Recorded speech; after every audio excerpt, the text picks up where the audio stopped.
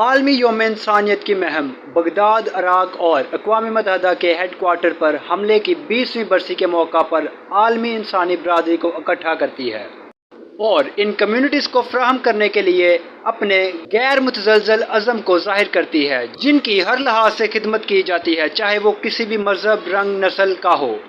عالمی یوم انسانیت ہر سال 19 اگست کو منائی جاتی ہے۔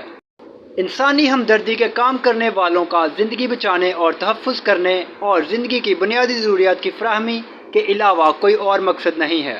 وہ ان کمیونٹیز کے ساتھ کندھے سے کندھا ملا کر کھڑے ہیں جن کی وہ خدمت کرتے ہیں اور انہیں امید دلاتے ہیں۔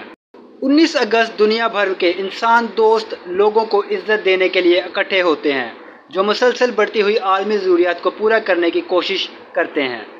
خطرے یا مشکلات سے کوئی فرق نہیں پڑتا، انسانی ہمدردی کے لوگ تباہی سے متاثرہ علاقوں میں اور تنازعات کے اگلے خطوط پر ضرورت مند لوگوں کو بچانے اور ان کی حفاظت کرنے کی کوشش کرتے ہیں۔ انسان دوست ایک مشترکہ مشن کے ذریعے زندگیوں کو بچانے اور تحفظ فراہم کرنے کے لیے متحد ہیں۔